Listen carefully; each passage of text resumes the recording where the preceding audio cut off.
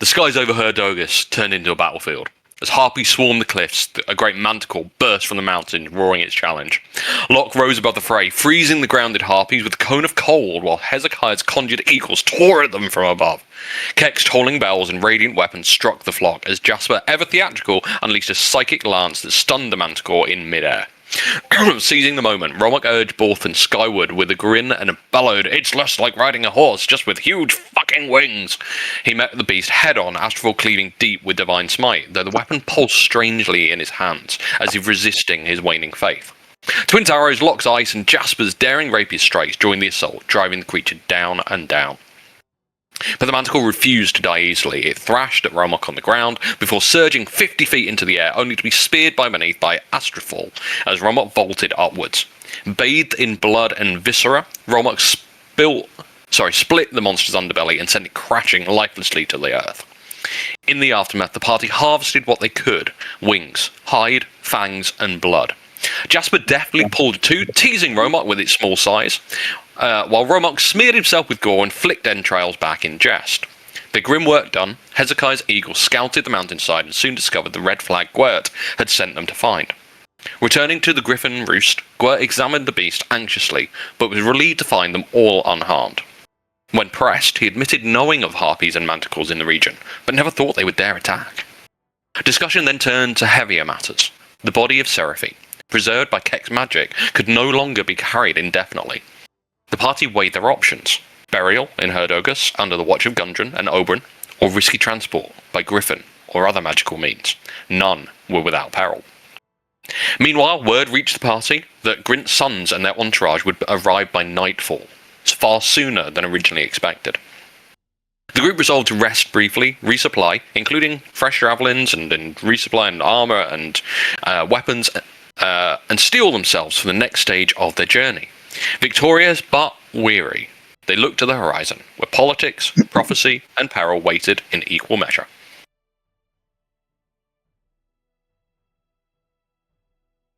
And what you all did after that is you then, knowing your time was limited in the town before you had to make your way back to the perch, to take up the griffins once more with the Lord of the Mountain Sons, you went into the town and started looking around and shopping for bits and pieces here and there. Split off into a couple groups, being mindful, obviously, to keep an eye out for watchful eyes. You all managed to pick up the odd bits and pieces here and there that you found a liking to, and you made your way back to the perch together safely as night. But now,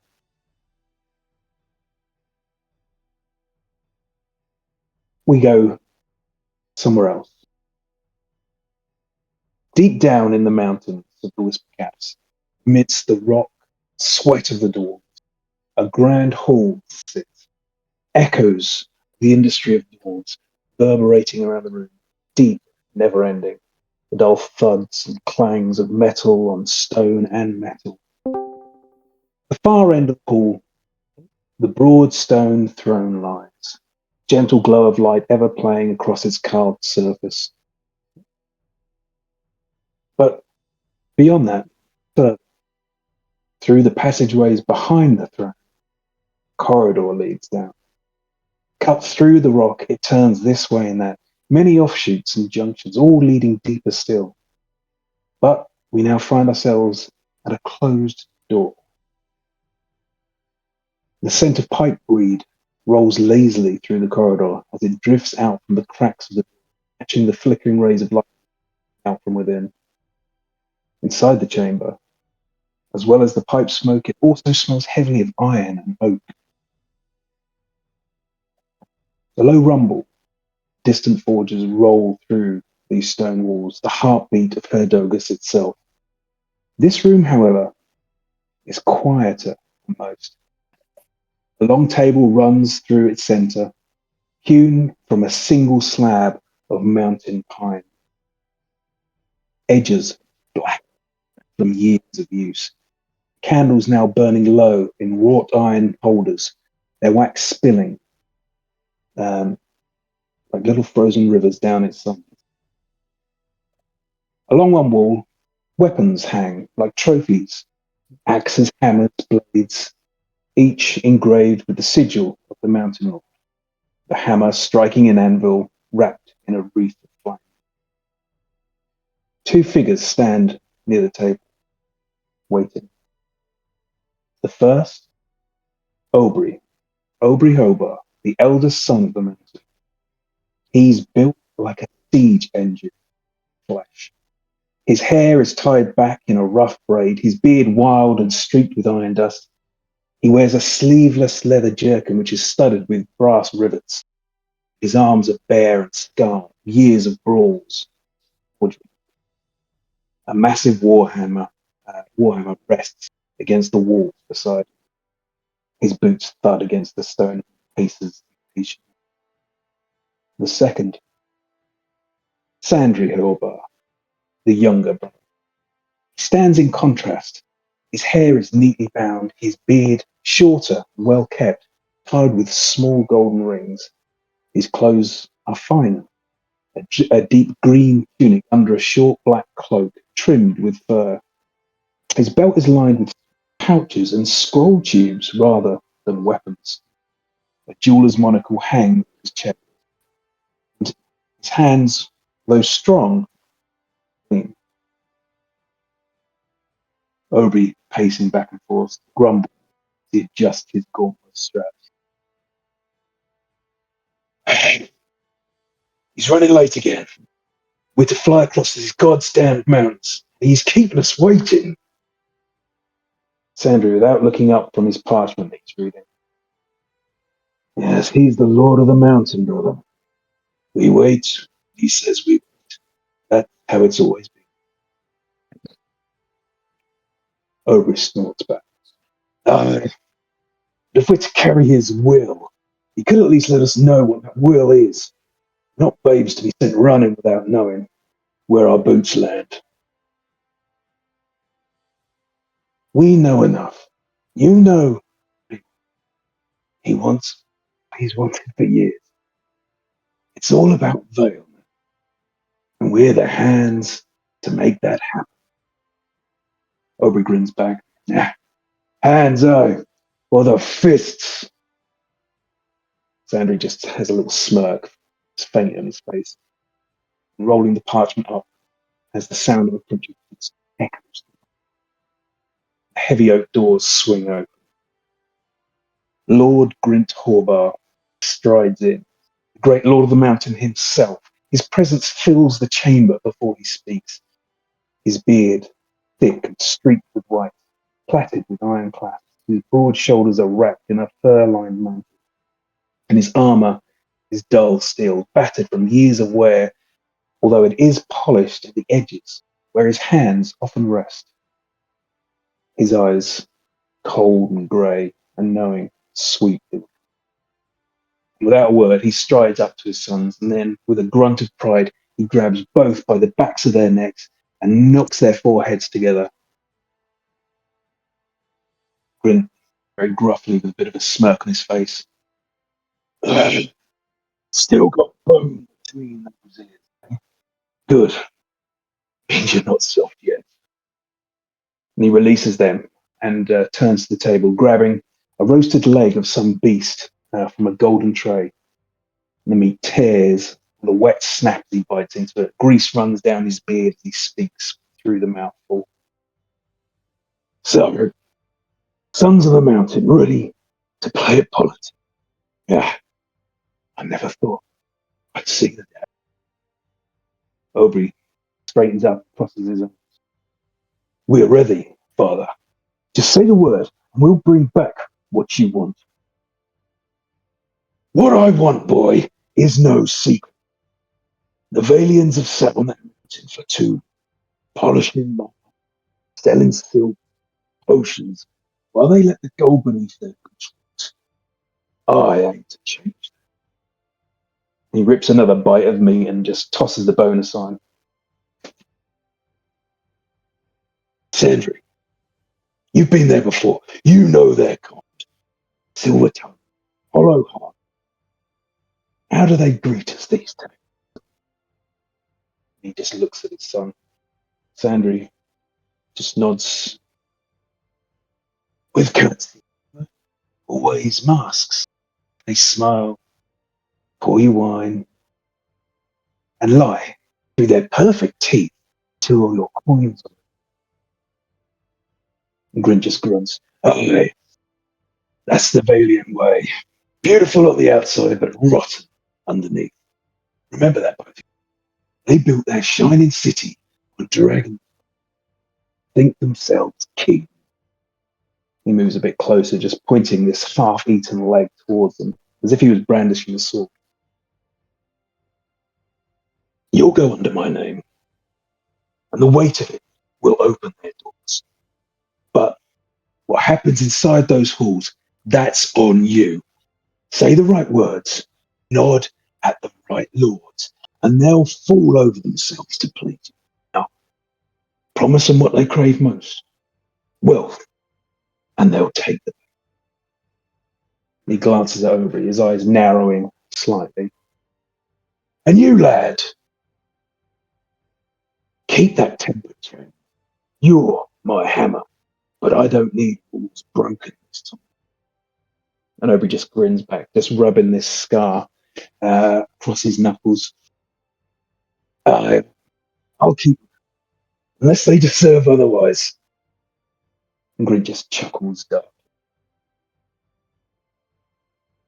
If they do, make it quick. After all, it's why you have these travelling mercenaries with you now. After all, make use of them to the fullest. And remember, gold can make a lot of bruised pride. The Valians talk tough. They crave the moment coin glints. And he tosses this now very chewed leg aside and wipes his hands on his cloak before clasping each son's shoulder. You both know this isn't just trade or politics. It's legacy. Our people looking to make this true and great for word he describes. He looks between them and his tone just softens slightly. You know what you have to do. Say the right things. Keep your wits about you.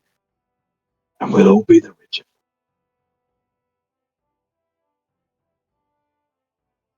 There's a moment where this sort of silence just sits there, settled. The only sound now is just this low crackle of this forge fire through the walls.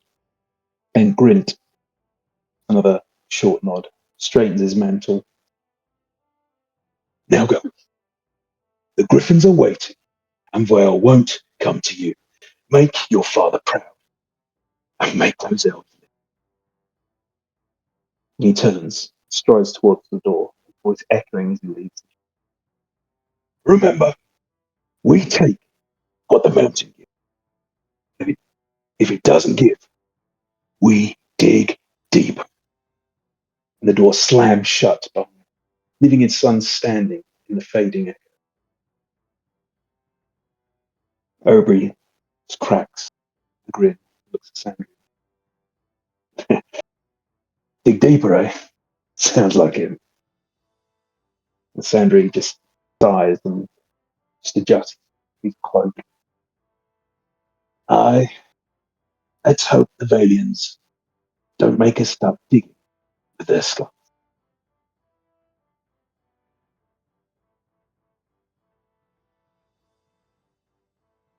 A little later, the perch is quiet at this hour. High above Herdogos, where the stone scaffolds cling to the mountainside, the iron chains sway gently. The massive roosting platforms sit layered terraces. Torches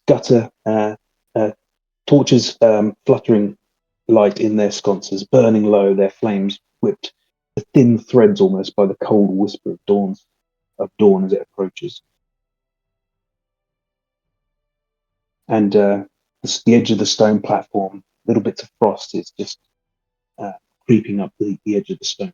Feathers drifting here and there across the floor, greys, whites, and golds. Just remnants, wings that have been preened.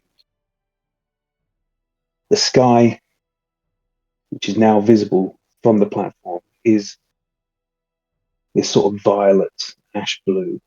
Sunrise is not yet broken.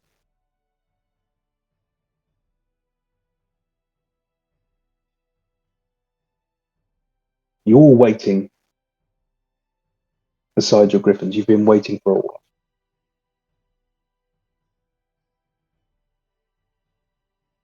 You have got your griffins prepared. They've been saddled.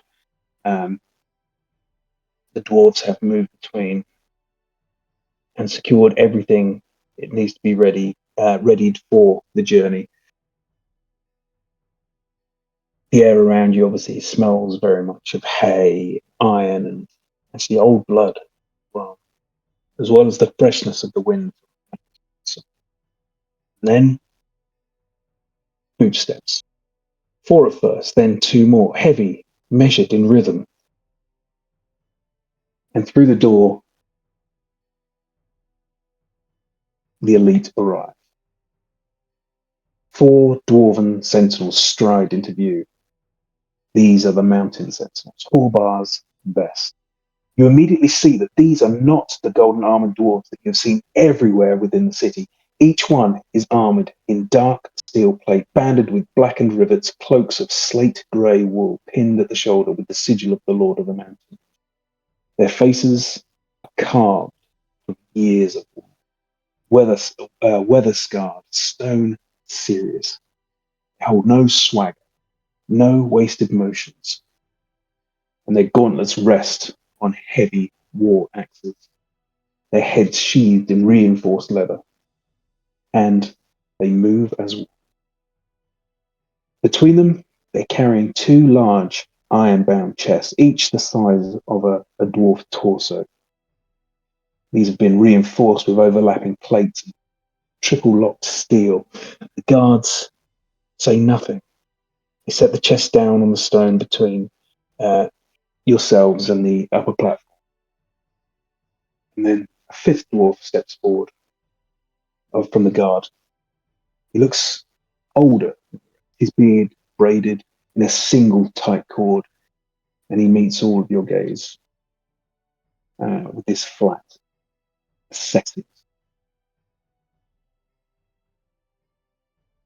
Stand ready. You'll fly in our wake and follow the young lord's lead. You will not speak to them unless spoken to. You will not question the flight path, and we make ground once, briefly, no more. As he says this, you see that there is no smile. It's basically a command.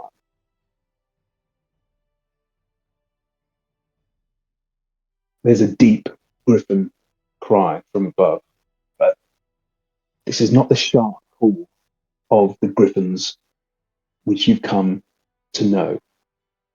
This one feels heavier, stronger, slightly more resonance to it. At this point, 2 colossal shapes descend from the upper tiers of the platform, wings outstretched, claws like hooked scythes just scraping into the stone, little sparks coming up as they land. These griffins are larger than yours. And that's when Aubrey and Sandry descend behind. As they approach, their capes are snapping in the wind. Aubrey, broad-shouldered, laughing under his breath, armored in his worn dwarven steels, which is scarred more by life than ceremony. Then you see Sandry, a lot more immaculate and precise. His dark hair is tied back neatly, his armor polished and slightly gilded at the edges. You can see that there is certain not confidence in their step. They're speaking quietly to each other as they approach, but their voices stop the moment they get close to you.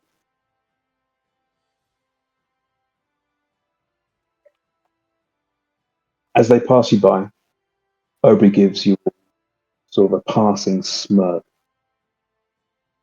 It's like amusement without any respect. Sandri, you polite enough. This time, a little bit more respect, but without the equality. Neither slows their stride. They mount up. Their war griffins don't bow for them. They bow for them.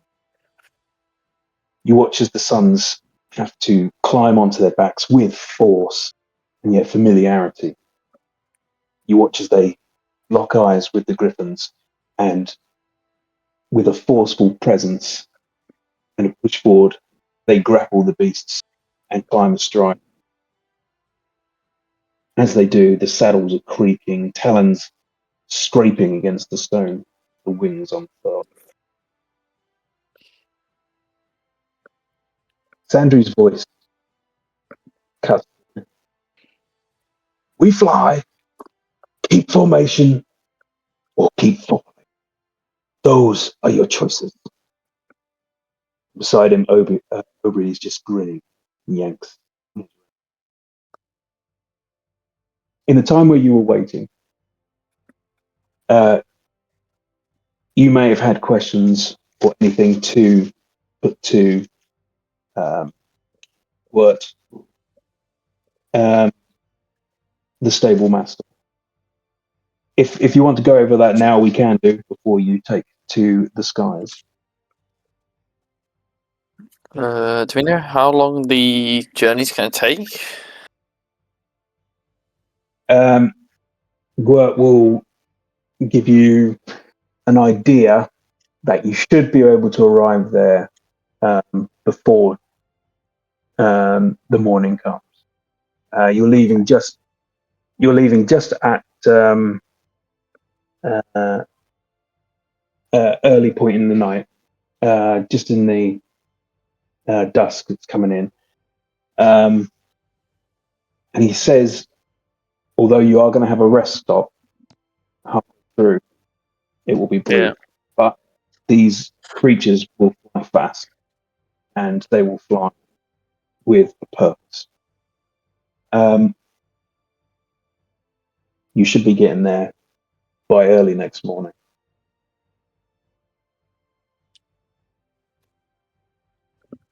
So, as an aside, obviously we were supposed to do the whole getting rid of Seraphine's body during the last session, which we turned into shopping one.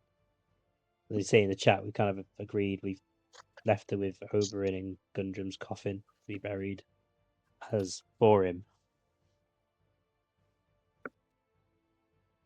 Okay.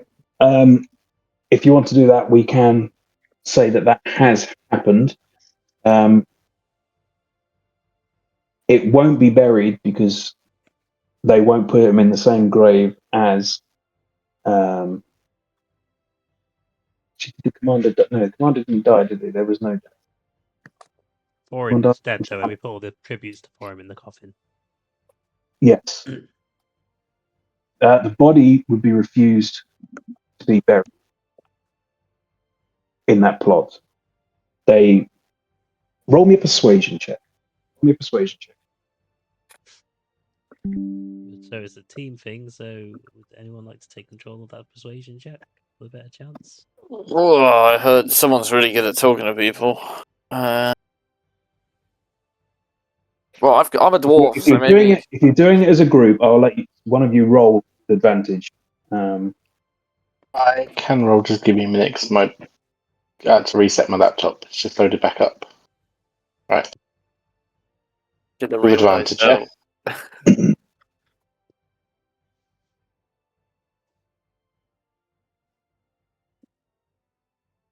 The button. As I say, if you're doing it as a group, then yeah, sense of Jasper. But if you want to make it as Keck, because obviously he did the gesture and had the kind of like final connection with Oberyn and that. 24.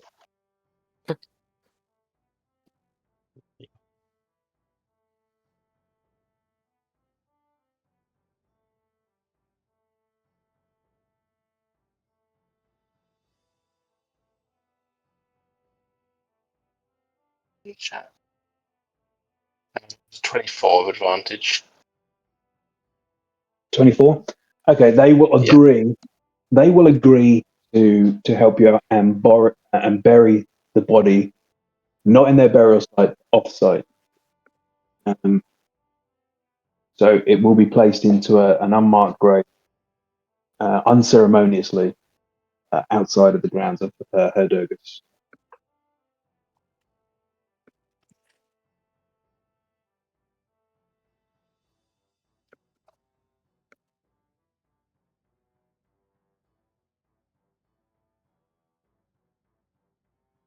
Outside Hedrogus, you mean it's actually outside, not in the mountain. It'll be outside the wall. Well, we want it in I mean, the walls, right? their burial site for the dwarves who live there is outside the wall as well, but that is in a specific area. They will go to a different and bury the body, but because of the nature of who this is, they don't care for them, and they have caused damage to the people of Herdogus. They are not going to give it any special rights or anything like that. It's literally just going in a hole, being buried. As long as I remember where that is and can show us exactly, we'll remember that. They will leave a marker for you. Yeah. They'll put in a marker. Yeah. They'll put a stone marker on there.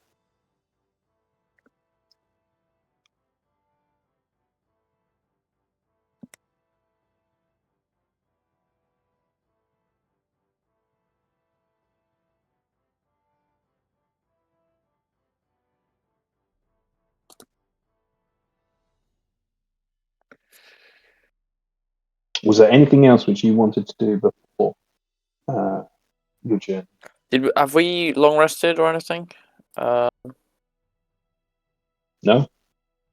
We didn't get a chance, did we? No. Could I say as I didn't do shopping? Do you wait to bed instead? What, you want to go for a full long rest? Yeah, I mean, like, how long would it have been? Because I could have just like. Trying to think what time. Well, we was- moved forward the meeting with Grint's sons, didn't we? Because we were expecting them to meet the morning after, but it was that night that we were told to kind of make haste. And would there have been Yeah, enough time we for were- us to shop we were- and rest? I don't know. There would have been. I've got what's it called thingy, so a short rest will do me alright. To be fair, I'd say I can't recall exactly what time you were doing the flying training with the Griffins, but that would have taken a long time. So I would say there wouldn't be time for a long rest after that. okay. But So Since I only need 4 hours. Since I only need 4 hours for a long rest, would I be able to pull it off? if you weren't shopping, but I thought you were shopping. Ah, okay, so there isn't even 4 hours. Okay. right, well, I'll do a short rest, and I'll just say that, and then just recover a spell with arcane recovery. That's cool. All I do Yeah, is get one spell left. That's one spell off. Which Another thing, as you return the red flag to Gwert, he will give you a reward. He is going to give you a special pouch, which inside contains one offering of cooked meat, which is magically infused. It will allow the Griffin to perform an extra action in its turn if it eats. Good. So that'd be one instance of an extra action so 1 round granted 1 extra. Yes. It's just like saying we feed the griffin when we want to use it. You feed the Griffin just as you're going into battle, just before. It will then so you're saying there's going to be available to you. battles, right? No, I'm saying that is important. He's giving everything away. It's going to be the most boring flight ever now. We're getting all worked up over nothing. I mean, we're hoping for that, right? In character. Yeah. No trouble is good. Question regarding Romox Griffin. He's lost one section of body weight now. Obviously, he's still got Astrophel, so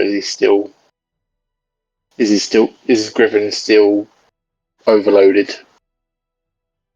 No. I would say you are now on the normal mechanics as everyone else. I think I've decided now that once you have that ring, the weight of Astrophel only becomes relevant when striking a foe.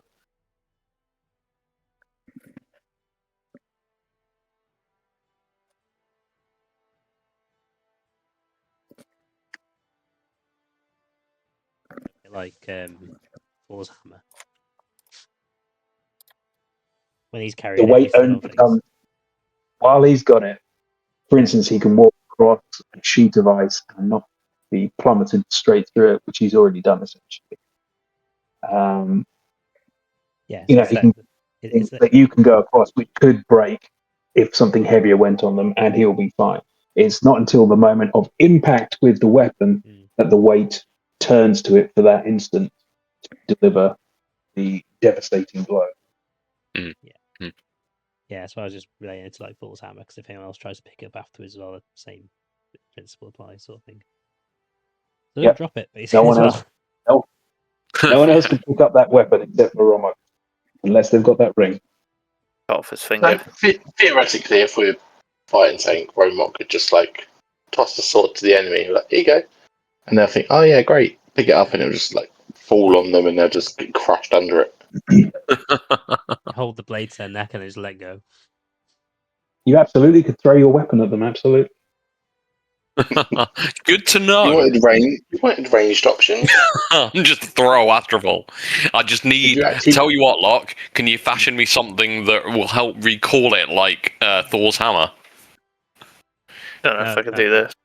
That's blinking, right? Rob, you need to learn catapult, because while it's in your hand, it has no weight. So you can launch it, and then the weight applies after it's launched. No. You're breaking the game. You're breaking the game again. So Private conversations. Kill them before they break it. Or you could remind yourself of our other game and just cast enlarge on it after you throw it. What could possibly go wrong? What's the worst that could happen? Exactly. Blow up a city, just drop a Just nuke throw on it. it. Throw it between the feet of all of your party on the ground. Did you actually buy any of your javelins in that, Rob, before we left? Say that once again. So, did you actually buy any of your javelins or axes, whatever you wanted to get? Yes, I bought the javelins. I bought the axes. Cool. So you have. I was eyeing up armor, but I don't think I would have bought any. And if I already have a winter coat, then I mean that ember. What was it called? The ember thingy. Ember cloak. All on for you. Yep. So I was looking at my D&D Beyond page, not Roll20. But yes, I'm tooled up. Have the weapons. I think we're ready to go, right? Like, we can't prepare too much. Like, everything goes wrong anyway, so.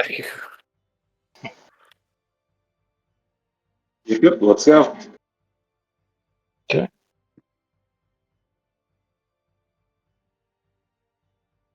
As we cut back to the perch and the platform, you're all mounted now on your griffins.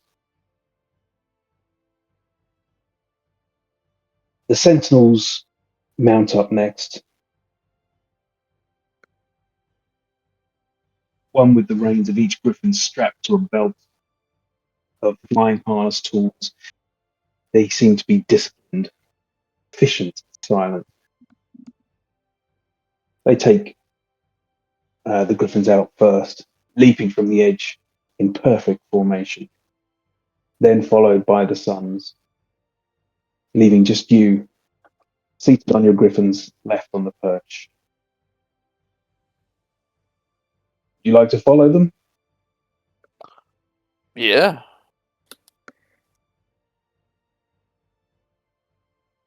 And finally, you all leave as well. The moment that the griffins vault off the stone and into the open air, the world just becomes darkness, darkness and wind, just tearing past your ears, and stinging eyes, and stealing away your breath. The mountain drops away beneath you, stone jutting out from the earth, and as the snowy spines and sheer cliffs roll into vast valleys.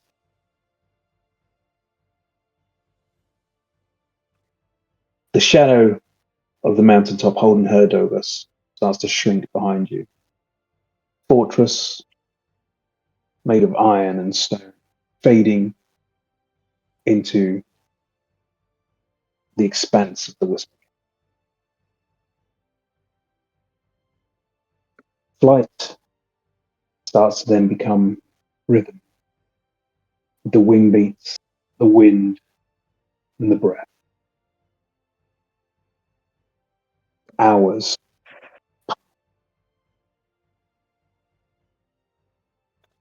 You're flying. You have in front of you, you're at the back.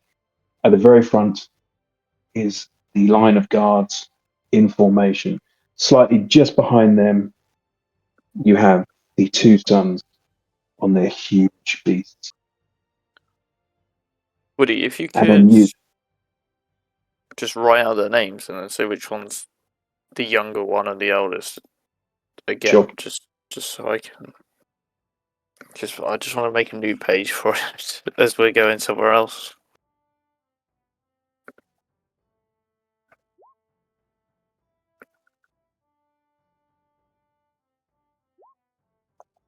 Cheers, thank you.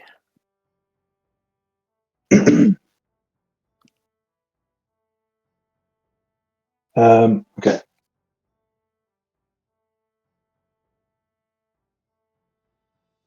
The time is yours now as you're flying. If there's anything you want to say to each other or do anything. Can we get Is the it- map up for now? Say that again, sorry? Could we get the world map up instead of the Drogon? Absolutely. Hello, Rob's asking for entrance. The destination is Vale that we're going towards, but he's around the first stop off. So obviously you are over here. And you're going to Kiara.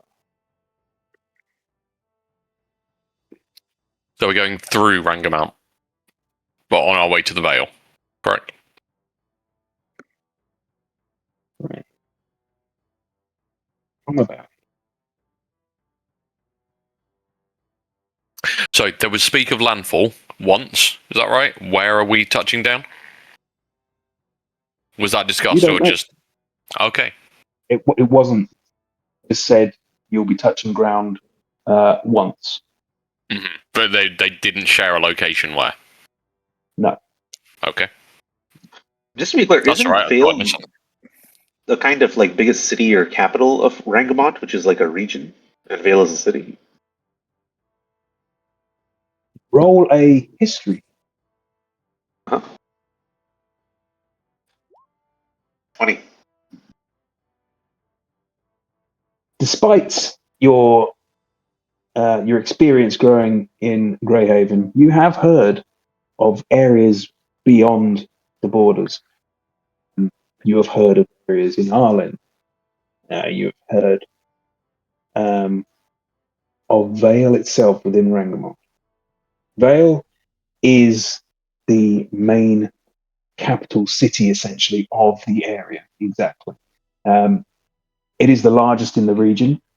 It is sitting at the base of the Overvale Peaks mountain, and it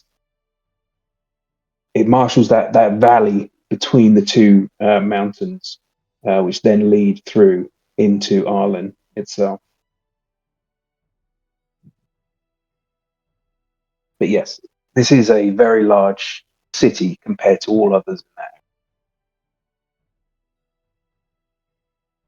It's just really with the, just like it looks like the capital of Fremont. Awesome. Let's go. Who has the prized meat, or do we all get one piece each? Who found the flag? The Eagles found it, but I'm assuming the Eagles recovered it. Or it was Hezekiah that recovered it, I think. Hezekiah recovered it after the Eagles led it. In that case, Hezekiah has that bit of meat.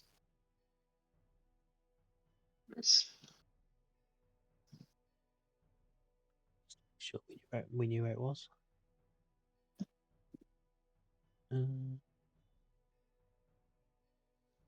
I mean, in terms of Keck, he's probably just keeping his eyes on the skies above them, even though they're probably pretty high. He's always wary of what's above with his passive perception and just keeping with the rest of the group and following suit. Well, roll a perception. Yeah, I was going to ask how windy is it? We probably can't even speak to each other unless we're proper shouting. It is definitely windy. The Griffins are doing full dash, so they're going fast. I mean, you guys have got earrings as well, don't forget. I don't. 16. I don't. Okay. So looking around, you can see it's dark. You are flying through the night. You can see that the white of the wisp caps, which allowed you to actually see the ground, has now gone. So it is almost like flying through the dark. Every now and again, you get a little glimmer of light below. You get the hint that maybe approaching a small settlement, or some hovels or something.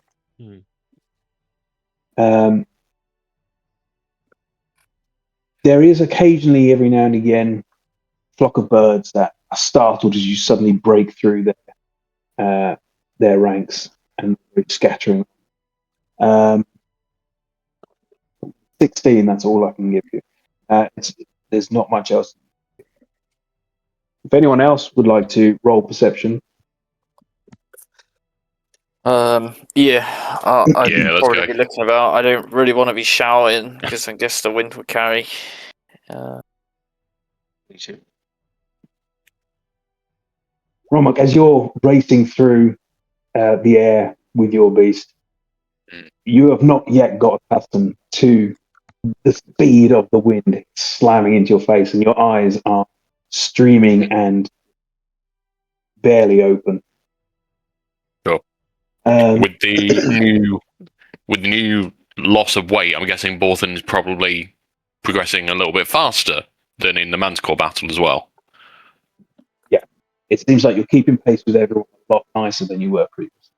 But before there was a slight drag behind everyone. This time you are keeping up. Hezekiah, Jasper, you see same Brother Keck. However, as you every now and again, you just sort of look around. You look behind you. You think you can see another bird in the distance. Just every now and again, its wings just catching the moonlight. But it's a far way away. It's just sort of too windy for me to just talk to the rest of them.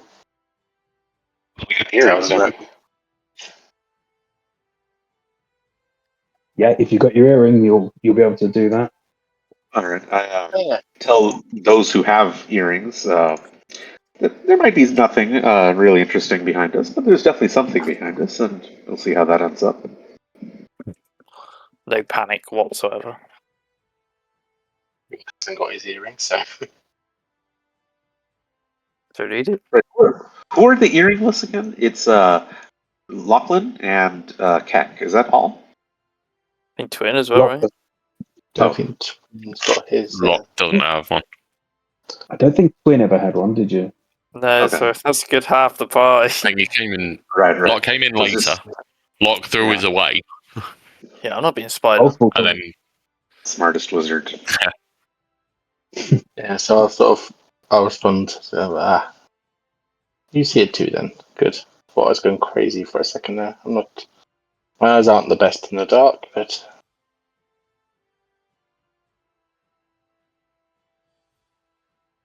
should have bought the helmet. Oh, I'm sure it's nothing. Let's just proceed calmly. Maybe tell the others. I don't know. keep going. Well, Romak, you have a nice booming voice. Why don't you tell them? And Rommel will, fighting with the wind, just try and kind of cup a hand around his mouth and just share the message. Trying, that wonderful balance of trying not to draw too much attention, but just trying to convey the message around the party. Are you saying it to your party? Is that what you're saying? Yes. Like here? Let's see. Because I did mean the other pie. That's true. I I mean, feel like anyone you're who's now. within earshot, really. Right? Just roll a d20 and see how well you perform on this. I can't really. Do you just want a d20 or do you want a performance? I don't think it's even really a performance. I mean, yeah, go for a performance. Go on, why not? I was trying to think how we could attach it to something. 7. You go to bellow out, and as you do, like a small fly or something just zips into the back of your throat, as well as all the wind, and it barely comes out. You just hear a little kind of whimper. And he just starts coughing. Okay, so I think Jasper, after he finishes laughing at Romok, will sort of try and nudge Growlmar to go a bit faster and get up a bit closer to the other ones. And rather than trying to shout at the other group, he'll just sort of use his hands to wave and get their attention, just sort of point backwards towards the flying figure. Just let them know. And If they just still to be don't get clear, it, wave his arms or something. which group is this you're now trying to say this to? This will be the main group with the princes and the Lord's sons and the guards, Okay. peoples. So you're trying to gesture through to them. 1 second. See if anyone. Okay. So as you're doing that, one of the Dwarven Guard does peek around, notice you, and the Griffin drops back level with you. And as close as they can be, they turn to you and are like, "What?" I sort of point behind us and say, and like mouth out like we're being followed by Big Bird. And he turns. Like- Let me see if I can see it. And see, sort of squinting. Turns to you. "I see nothing."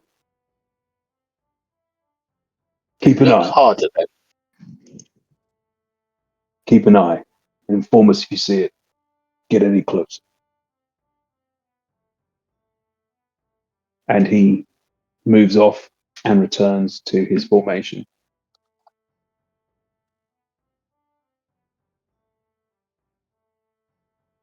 I drop back and just say to the others, "Yeah, he's blind."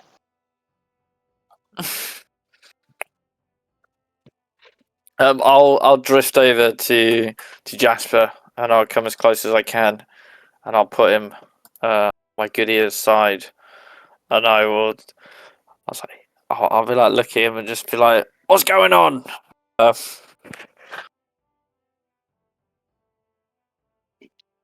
Being followed by a big bird. It's further back. Are you sure it's a bird? It's got wings. That's close enough. A lot of things have wings. How big are we talking? Can I now look and try and see with a bit of Yeah, help? roll perception. I would imagine it's Uh, very hard to estimate size from that kind of distance. It's Just something. If it's big enough for us to see the wings beating from a distance, it's got to be Swift. reasonably I would large. say you can roll at advantage because Jasper is actively trying to physically point and gesture. still worse. No, you in the dark, you're failing to see it. I don't see it. Well, right. Well, why don't we send one of these goons to go have a closer look? I'll fly up. I've tried. They don't see it either. But Hezekiah saw it as well. I'll fly up to the royal guard lot. Okay. And I'll come as close as I can. Oh, my As you goodies. approach, guard looks back and sees you approaching, getting closer to the Suns, and immediately two of them drop back and they come close to you, getting in between you and the Suns. I mean, Drop back to your formation. well, we're here to protect them too, you know. And you'll stay in the rear. Well, there's something behind us. Where? What is it? No idea. Thought maybe you go have a look. And they usher to you to drop back, and then they drop back as well themselves. And see if they can find it.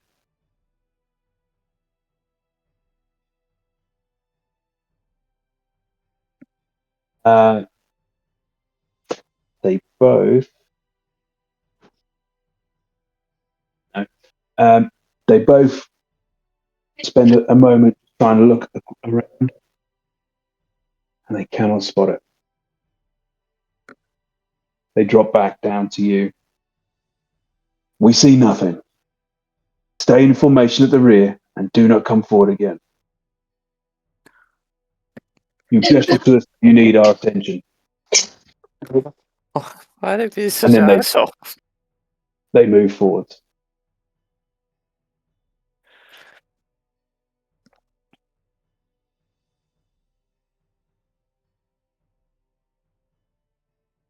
Or if these sons are so important, maybe one would just go back and like sacrifice themselves, sort of thing.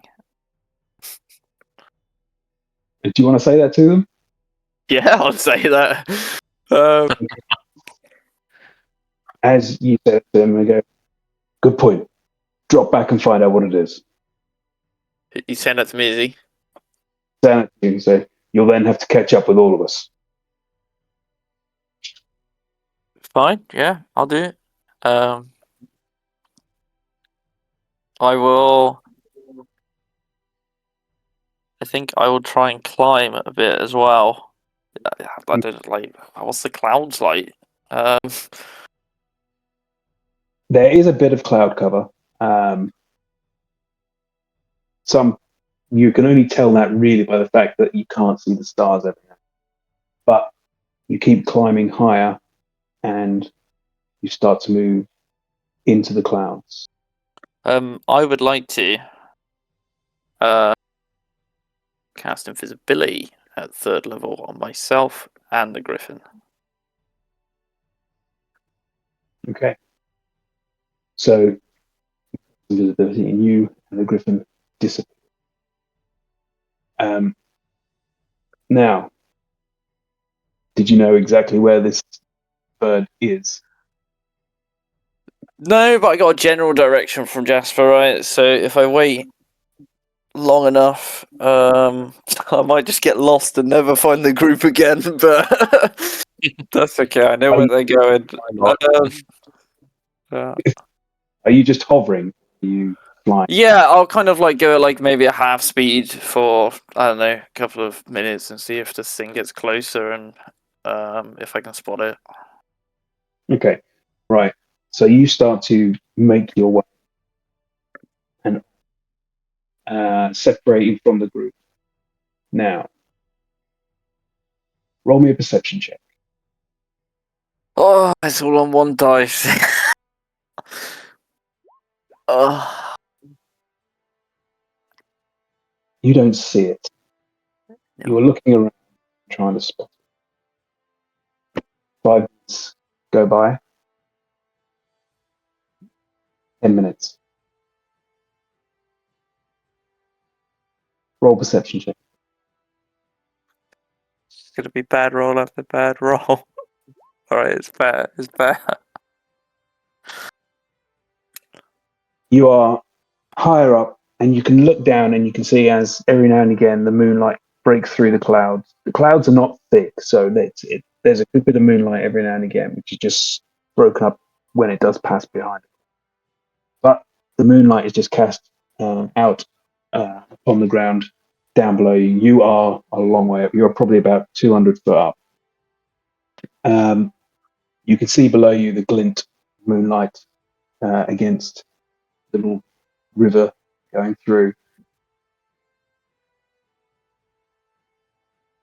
And then you see a large shape. It's similar to something you've seen before. Looks to be a giant eagle. Mm. Just soars past below you. Does it seem to be following? Like, is it Uh, going in the same direction? It's heading in the direction that you have just come from. Okay. Um. But as it passes below you, you spot it. It suddenly veers to the side and goes into a dive Okay. towards the ground. I will then just try and catch up with the group, I guess.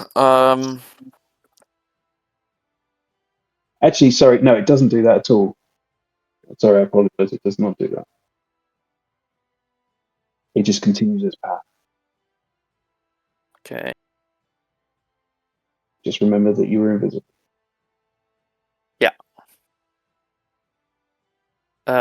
Yeah, I guess I'll just try and catch back up without alerting it at all.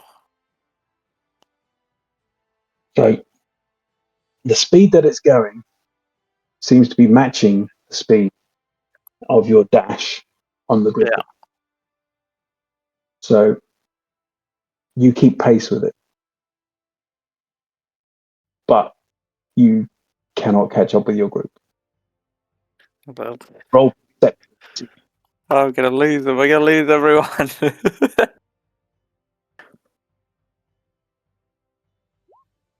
Yeah. You can't see where they are. Sorry, I'll follow the eagle. That it knows where it's going. You begin to follow the eagle.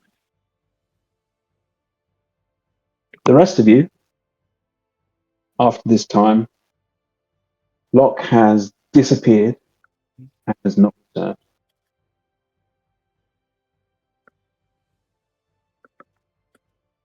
The Does anyone have eyes on Locke? The guard do not seem to be concerned, just continuing.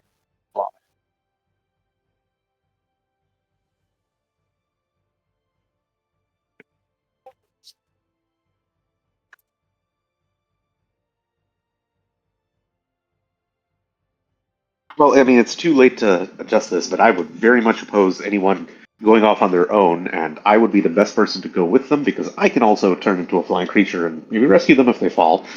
But how about this, right? Lachlan was a sailor, and you gotta look at the sun and the moon and stars. I know it's daytime right now to navigate a lot, so Lachlan might have a decent ability to judge the position of the sun in the sky to the direction he was in if he was paying attention and all that. Does know where he's going. He's already stated that. And as you did mention, he has got those abilities. So, Right. So I'm not really a navigator, though. That was someone else's job. You compass on anything, that's what things are. Yeah, but it's been used today. Okay. Yeah. How, Okay, so how far away from us would Locke be? like time-wise, how long has he been gone? I'm thinking more he has been distance. gone. He has been gone for probably over 15 minutes at this point. Okay. And what he did at first was he gained altitude while heading behind us, and then we lost sight of him while he was high up and behind us, heading away from us. Is that right? But when did you turn invisible, Locke? Was it immediate? After I went up. Okay. So yeah, you saw him rise up, and then he would have disappeared. You would totally How many- distracted him. How many minutes would you say since you turned back did you go invisible? How long does invisibility last? Is it an hour? Yeah, it's an hour. Yeah. How many? Okay, so like we lost sight of you after like 5 minutes of you climbing and moving away from us. I don't know, Or- just peaced out. That probably would have happened quite quickly, so probably less than 5. Okay. So, yeah, I would definitely have opposed this plan of him going off alone and invisible and all. But okay, where we are, Hezekiah is definitely concerned about this. Can you follow me? I would say that I should definitely be one of the people who is heading back in that direction. Who would be a good candidate to come with me? Someone who can obviously attack from a distance quite well.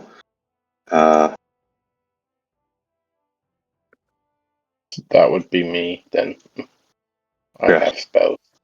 Right, and we can at least talk to each other, and we can talk to Romok, who is staying back here, so that's good. Okay.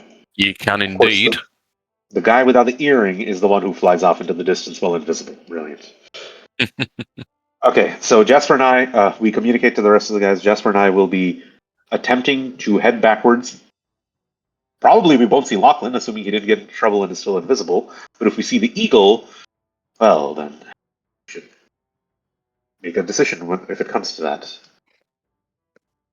Just charge.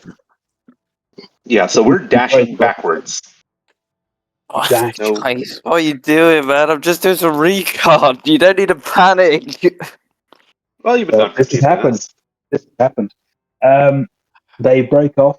They head back in the direction of the eagle. And within about sort of 5 minutes, see that eagle is getting much, much closer, and it approaches.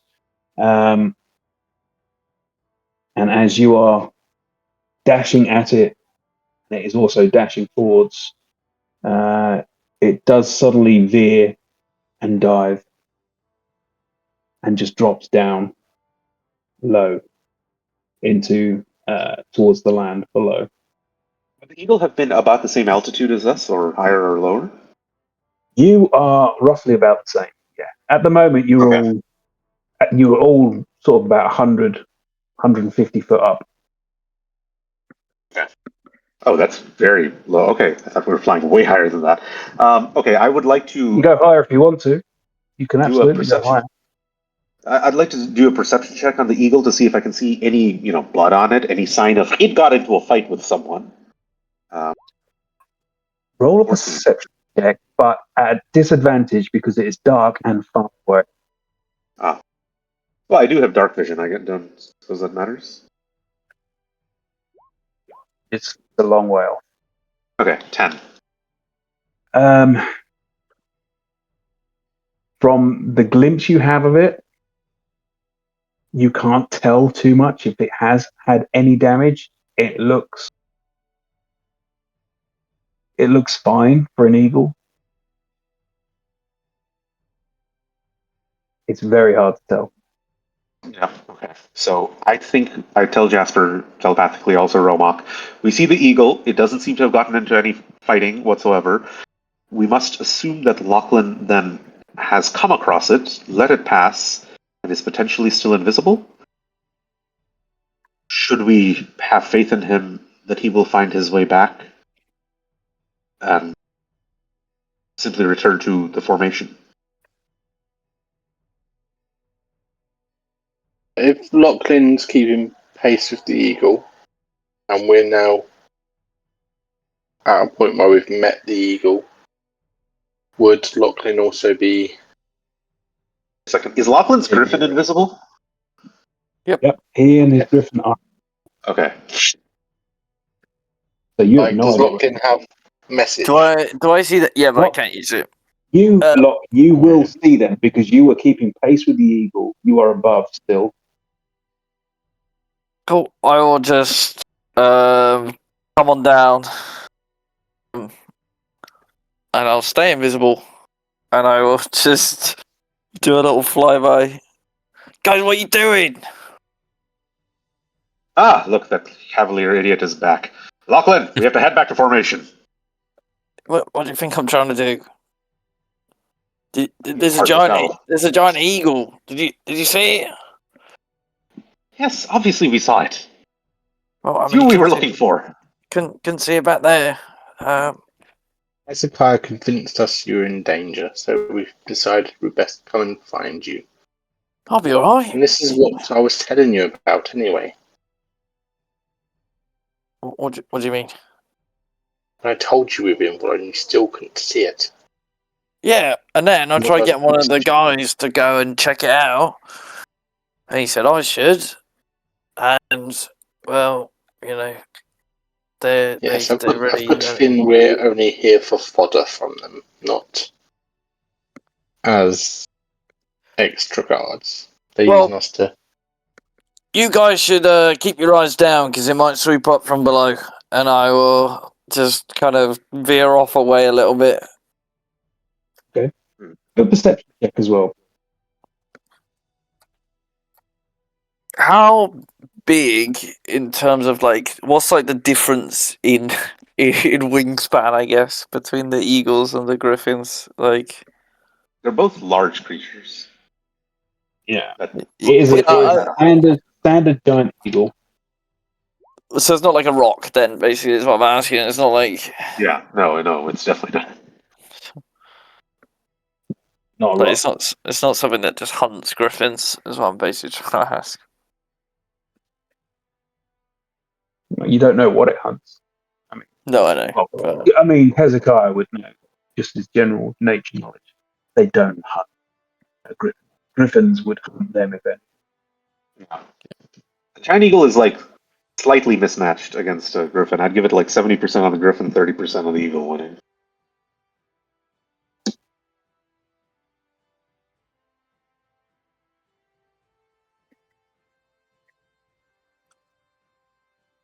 So we're attempting to return to the group. Now, Woody, I have a kind of metagamey question / suggestion, non-metagamey. So, in when you fall in D&D, in 6 seconds, you go about 600 feet, or 576 specifically, right? And so basically, you don't really have time to almost react usually, right? Like within even one round, if it happens in combat. So I was thinking that it's very. Oh, I know. Just the fall damage, it caps off at like 200 feet. So I feel like it makes the most sense to be traveling at least 600 feet in the air, maybe 1200, just to give you like 2 rounds potentially to do something. You can certainly suggest that when you move forward, if you can catch up. But kind of in You guys universe, I can- mean, do you people guys- know that? You can fly at whatever height you want to. Right. You're no longer in formation, so you do not have to stick to. People know that you will take a lot of damage from falling, and Yeah, I don't want to try that. Yeah, so like, wouldn't the standard flying logic be, because you take 20d6 if you fall 200 feet, and that's the maximum, you should fly either way lower or way higher than that. Like to give some time to catch or the something. capping off at 20d6 is correct in the official rule. That's not necessarily what we're playing. Okay, gotcha.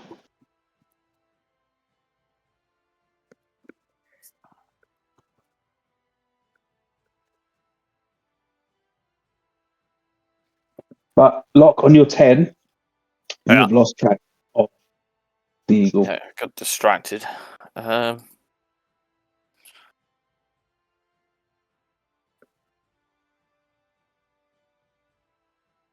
assume that you've all turned and have continued to try and follow the group once again. Yep. Dashing as much as we can. Do so. Everyone else at the front of the group, after another hour or two, one of the guard drops back and he gestures down. And you watch as all the griffins in the front start to drop down.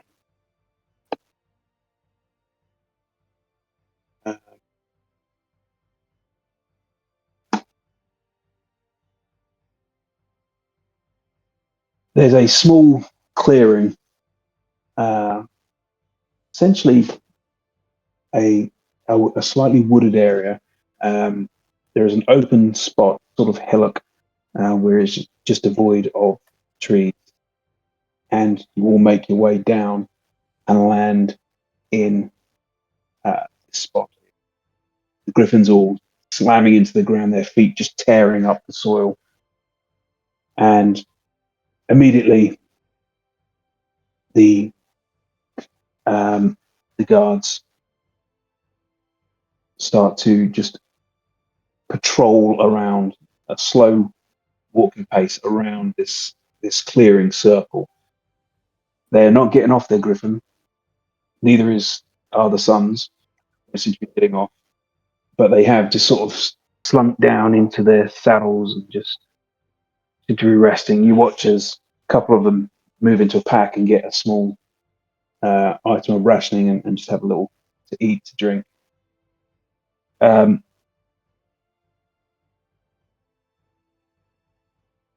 You are all waiting now in this clearing. Your beasts are having a moment of rest. As the guards are patrolling around, one comes up to you and says, "Settle your griffins down. We'll wait here for about half an hour. Then we'll take to the sky again. Take a moment to eat and drink if you need. And then stay with formation." And then he continues patrol off. Probably going to dawdle as long as possible to go down to give the guys kind of like hesitantly looking back for where the others are if they've caught up yet. At the same time, slowly kind of obliging with movement, but not at the pace he probably wants. So as you're waiting, 5 minutes go past, 10 minutes. And then above you, you can see the outline of some griffins. Now, Jasper, Hezekiah, and Locke, roll a perception check to see if you can spot them all landing in this clearing below you. God, my perception's been naff. Yeah. I mean, Romok's got an earring. Would he have relayed a message back if we know we were landing?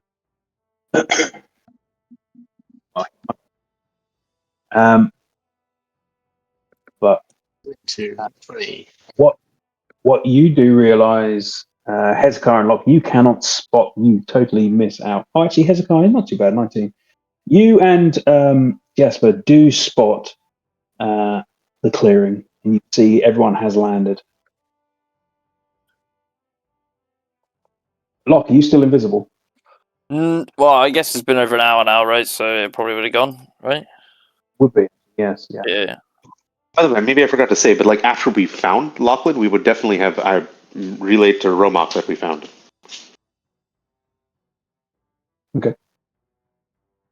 Yeah, I'll be flying down and keeping an eye. I think I'd probably be scouting around a little bit.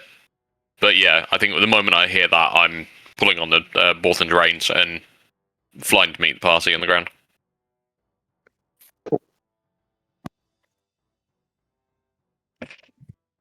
So you spot them in the clearing, and you all make your way to meet them, griffins. Get the little bit of rest. Not as much as everyone else is going to get, but you'll get a little bit of rest on your griffins. Is there anything that you guys want to do in this time? Or?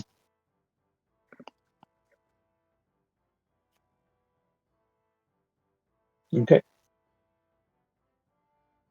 So after a lot of time has passed, you watch as the guards start to come back and gather into formation once more.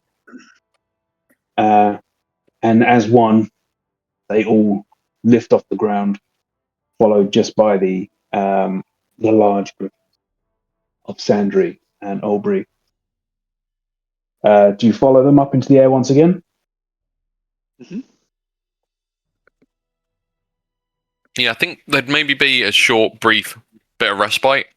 Just kind of check in on Think- one another. I'd also go over to the guys when we're on the floor, and I just have a very angry conversation with them. Okay, what are you going to say? I'll walk up to the ones. I was like, "Yeah, I dropped back. You know, to see what it was." And they look at you. And what was it? Well, I dealt with it, so don't worry about it. Good. Get your rest. We'll take to the sky soon. Fucking dwarves, man. When we're all in the same place, I would just like to say, in the future, we should never leave as individuals. We should at least have two people who detach, and one of them must have an earring. I think that I'm probably the best suited as a second individual because of my better chance of saving someone who falls off or something like that. Also healing. Well, So Hezekiah, if I must say, I was going to just lure whatever it was away. If I needed to, you know. I feel like I'm fairly confident in my abilities. and yet, should we take these risks? I mean, these are dangerous skies, are they not? Two of us is better than one of us. Dangerous skies, dangerous times. I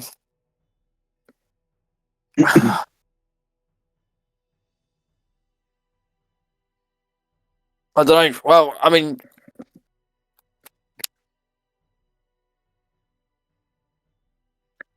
I was trying to get them to drop back and have a look, to be honest. I feel like that's what they're actually here for, but they didn't seem to care. So I thought maybe if I did it, the next time they might do it.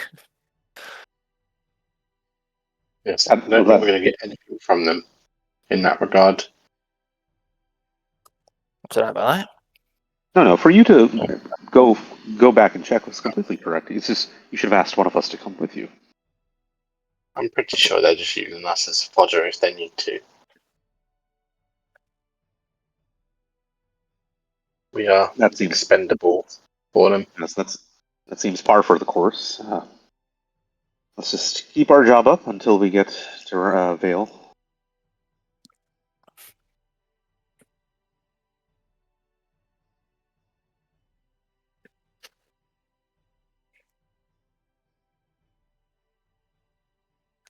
We'll take this. Your rest complete. Your beasts, the most, are a lot more fresh. And once again, the formation is see that nighttime has mostly passed through. You can see a slight glimmer on the horizon, a little glint of light starting to peek up. The sky is starting to change colour.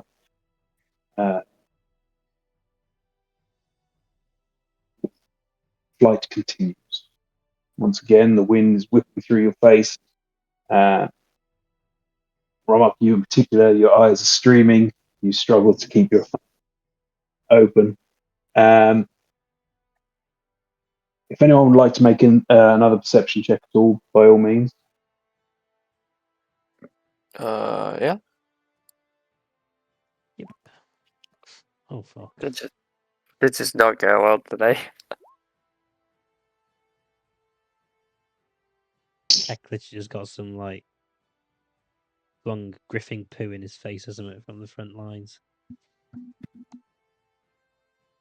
So this time, Twin, looking back, you do spot Wing's large bird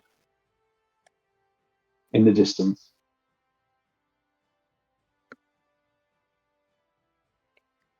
I'll shout back to.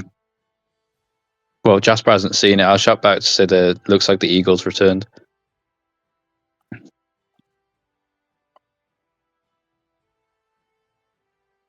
Well, if it's there again, it's clearly very specifically after us if it wasn't before. So, the question is, who is in command of this eagle? I don't think it'd follow us on its own accord so long. Maybe it went and told its friends. Perhaps this could be another shape changer like Hezekiah. That or an individual is watching through its eyes. But yes, this eagle is clearly smarter than the average eagle based on its evasive maneuvers. We can only keep an eye on it for now. I mean, for all we know, Rint is just keeping an eye on us.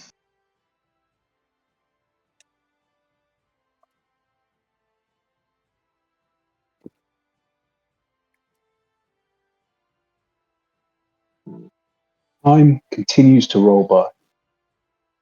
Another hour, 2 passes. The sky now a lot lighter. You can see that the sun is starting to peak itself over the horizon. And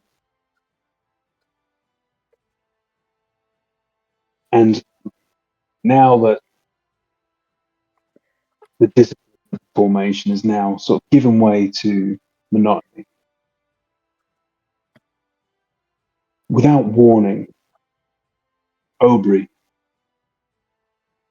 lets out a wild laugh. He yanks on his reins, his griffin, and the griffin lunges. You have now risen up to about 500 foot in the air, but you watch as his griffin plunges. This very sort of brutal vertical dive. You watch as he tears down and he crashes through the canopy of trees below. You watch as Branches are shattered, leaves fly, birds scattering out from around. Sandri just shakes his head. Ah, bloody idiot. The griffins all come to a stop, hovering in the air, sentinels gripping their reins, staying steady. A long moment passes before another crash and the canopy breaks. Aubrey and his griffin reappear. His griffin is now bursting up from these just covered in blood on its beak and front chest. Aubrey, as he comes up to meet level with Sendri again, holds up this broken skull of some massive forest predator.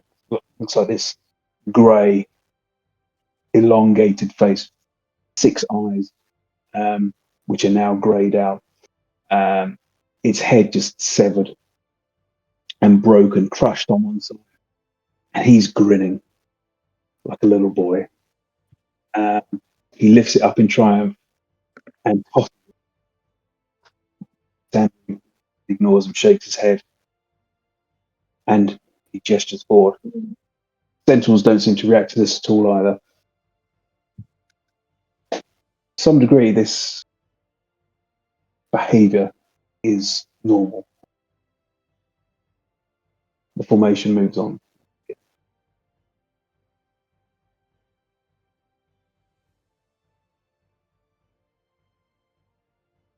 Several more hours.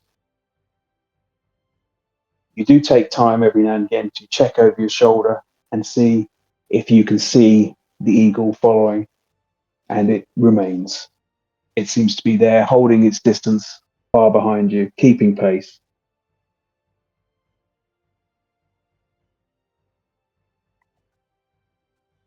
The rush of wind stings your cheeks as the griffins start to bank, their wings just carving through the air, these heavy beats.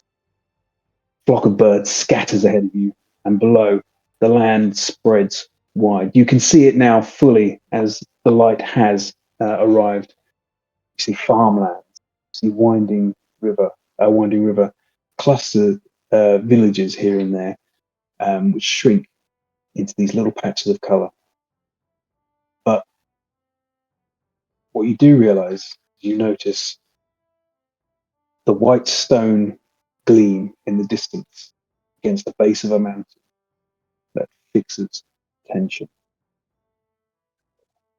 Ahead of you, just before the sea, at the foot of the towering mountain, the Overvale peaks, the city of Vale finally reveals itself to you. Shining pale against the mountain shadow, its walls are built of marble white stone, their smooth faces catching the sunlight in a soft glow. And within those walls rise spires, slender towers, numerous of them, almost too many to count, climb upwards like little needles of ivory. And they seem to be linked here and there by these sky bridges, which look like they're very delicate and graceful. You see bright rooftops, glinting red and bronze. You see banners which are snapping and rippling high up on the top of these towers, caught in the wind. And the closer you draw, the more detail sharpens for you. As you close in, you spot even the walls. They seem to have these carvings. And now, the walls of the towers, and they're fine and intricate, curling patterns that on first glance seem to like flourishes, but in places the shapes take on suggestion of scales, curved talons. Balconies shaped like sweeping arcs hint almost at wings. Though the design is restrained, it's never overt. On the rooftops, some ridgelines taper into shapes reminiscent of dragons' spine. Even the banners, although marked with family crests and flowing designs, hold threads of red and gold worked into them, color scheme that feels more deliberate than decorative. Outside the walls, the market quarter sprawls in a vibrant, bustling color. Great awnings of silk ripple in jewel tones. Merchants calling up at one another as goods are laid out in spectacular, in a spectacle of textures and varieties. Even from the sky, you can see bolts of woven cloth shimmering as though they hold faint traces of enchantment. Stalls brim with strange produce, glowing fruit, vegetables in deep, unnatural hues. Also, cages where exotic fowl and beasts are calling out. Sound rises faintly up to you in the sky. You hear music. You hear laughter.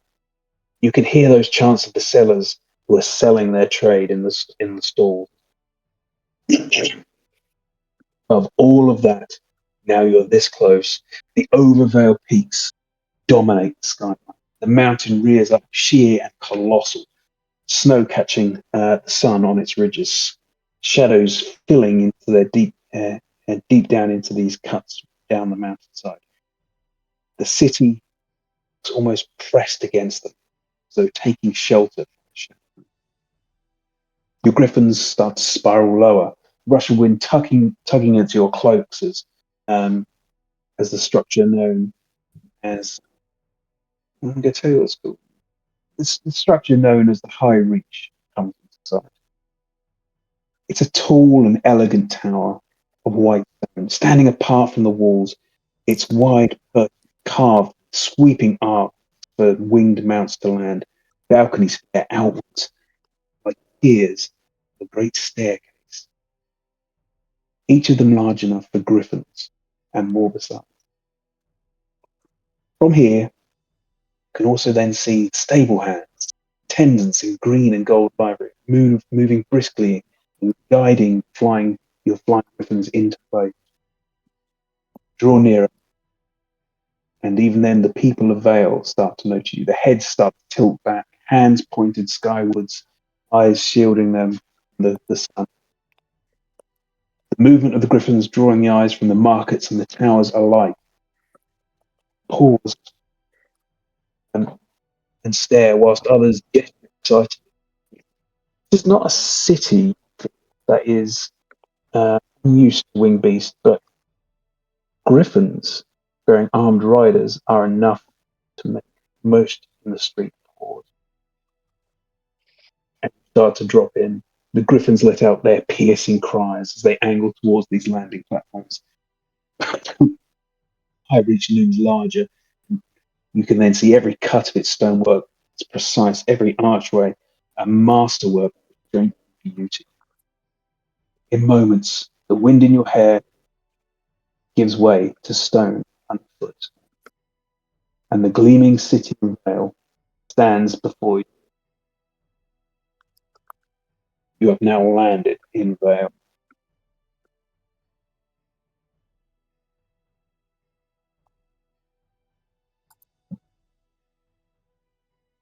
Oh, I've lost one second. So as the griffins touch down, three elven women step out to aid you all. The dwarves immediately dismount and stride forward, tossing their reins to the women. They rush around trying to secure the griffins to pillars and posts. You see they have got chained manacles ready, and they secure the beasts. The dwarves then all start to head towards a large wooden ornate door at the end of the stable. And as they near, it opens and a pair of elven men step out. As they're doing this, you have all dismounted as well and start to fall in behind them. These elven men move level of grace and they wear these long flowing dark blue gowns, and on their faces small marks that looks like it's delicately twisted gold wire covering them. They move in. My dear Lord, we offer our greatest of welcomes to you. They bow deeply from the neck up only. And smile on their face. It pleases us beyond measure for you to choose to grace us with your presence. Just short notice, too. I believe it was only 2 days since you sent message of your intent to gather and meet. Aubrey just sort of rocks back on his heels slightly, his arms crossed over his chest, a large smile on his face. And Sandri just steps forward slightly, returns the nod to the elves. We appreciate you accepting our gifts, and we are here to bring good. Oh, hang on. Wrong person. Oh, yeah. This is Sandri talking to him. We appreciate you accepting our gift, and we are here to bring great news to your lords. If you would, we've travelled far and fast to get here. Journey was long and tiring. My goodness, of course, of course. If you would be so kind as to follow me, I can take you to your chambers. We can rest, relax, while the lords convene. He holds his hand out to gesture to the stairs leading just beyond these wooden doors. He leads you down this winding stair of the tower and goes down and down before opening up into a chamber. If you'll please follow us, we'll make our way through to the Lord's waiting chambers. And he leads you across one of these sky bridges between towers. And you see you are quite high up still. You look down and you can see all of the streets below. And what surprises you as you're there is it glimmers. For a moment, you look down and you see the street seems to be paved in gold. These gold rivers of stone footing just layered everywhere up this main alleyway, main thoroughfare leading into the town. But high above it, you're on this very ornate and delicate sky bridge. It's got these thin little guide rails on the sides, and it is white. Make your way through, and you continue to make your way down steps, small sky bridges, until finally you find yourself in a large, where it opens up into an almost courtyard, around which you have these large buildings, but many very nice ornate windows. Some have stained glass to them, and it all looks very beautiful. The elves come to a stop outside of a large door. If you please find yourselves inside, take a moment to rest, and we will come to retrieve you as soon as our lords are ready. And they bow once again, and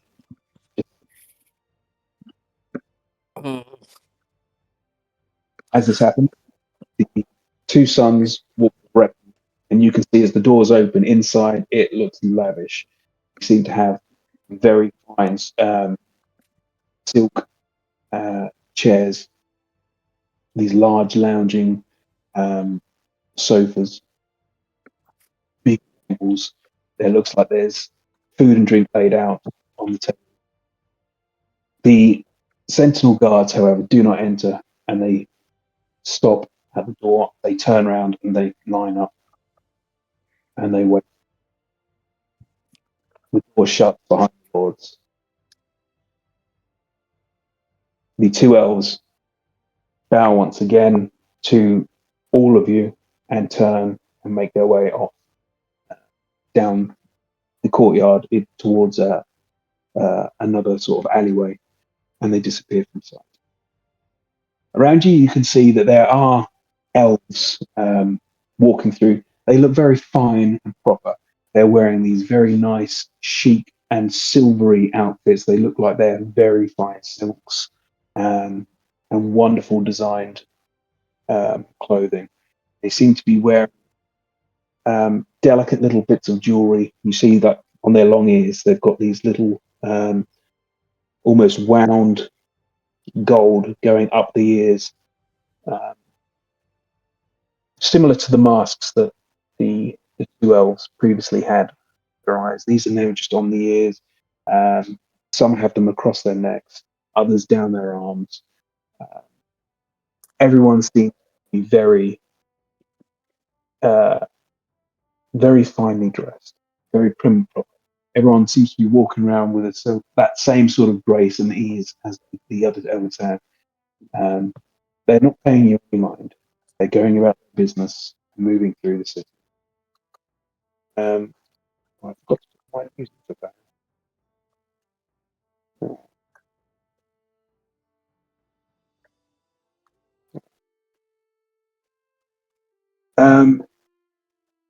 You find yourself in a very different city. You find yourself surrounded by people who move a lot different to the dwarves, who are a lot more abrupt, quick with their motions. These elves, they move delicately, they move softly, they move with purpose. It's almost like they float through the air. What would you like to do, everyone?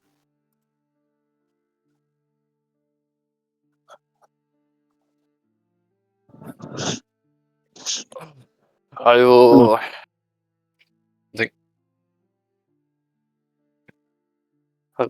Did all of the Dwarven Royal Guard stay outside, and just the princes and us are in here? We're in somewhere else. They Oh, all lined. You're all in the same place. You're in this courtyard with these larger, finer buildings.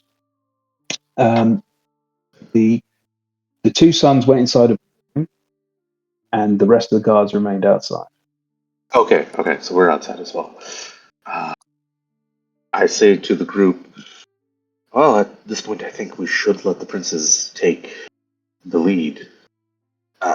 Did any of you notice that they brought manacles to receive us? I suppose that is prudent. But I will say that on that. That is the same as you had in Herdobus to secure the griffins. oh, okay. Sorry. Okay. Well, let's try to keep a low profile. Wait to see how the first round of negotiations went. I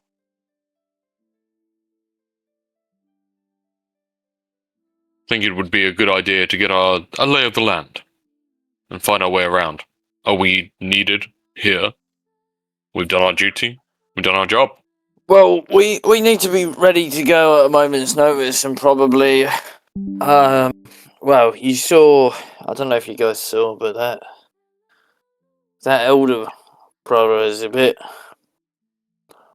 feisty. So I feel things might kick off at any moment, and we might need to perhaps either restrain or do our job in helping them if things kick off, if we want. Perhaps, yes.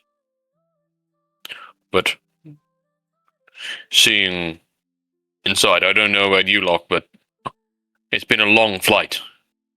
Surely we can at least find somewhere to rest and find some food, at least. And Romag's eyes kind of go, are the doors still open or are they closed? To the citadel. Sorry? They're closed. They are closed. closed, and the dwarf sentinels are in front of them as well. Uh-huh. So the food that we would have seen, is not for us. No. Romag will be, try and get it. to a certain extent, led with his stomach. He wants something to eat. It's been a long flight. He said it was, 7 hours? It was the entire night, and then into the start of the morning.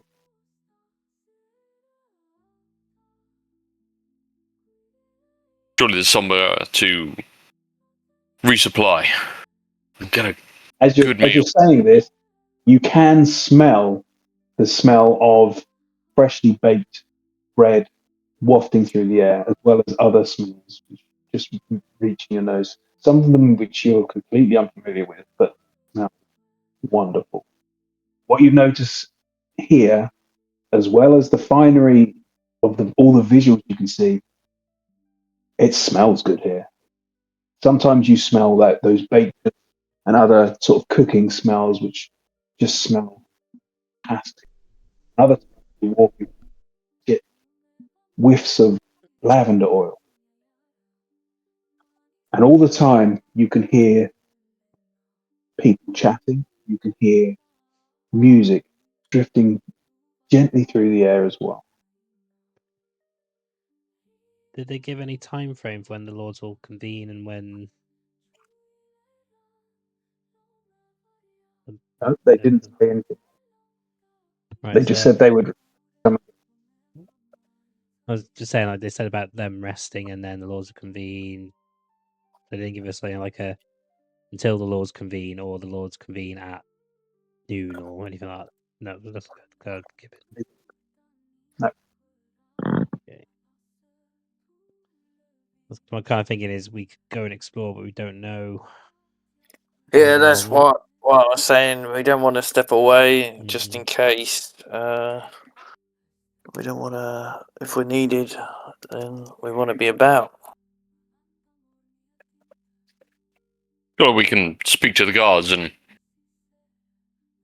tell them where we're going, so that they might find us. We can't just expect us to stand here. Sure. Well, I mean, they're not really ones for speaking. I'll be honest. They're a bit. They're the guards that we just. So I the sentinels at the would door. have Are to the, say, the sentinels at the door are the ones from Vale, right? These are the Sun's elite. Yes, sen- the dwarf guard dudes. Okay, I The wasn't ones sure. that Right. travelled with us, I think. I would wager that standing around and saying nothing is exactly what they expect of us, but we can ask. She might have some leave. I was just wondering if any of the Vale representatives were still here, where we could ask them about when the Lords convene, so we can kind of make our own assumptions. there are residents of Vale walking around, but the ones who greeted you and brought you here are no longer here. They've gone down an alleyway. What you can see around you are people milling around, just going about their business, walking through the street. Some of them, others look like they're looking through a book and scrolls. And obviously your central guard as well. They seem to be just at attention. They've placed those two chests behind them against the wall, between the wall and themselves. And they're just standing there. You would almost think they are statues, the fact that they are not moving.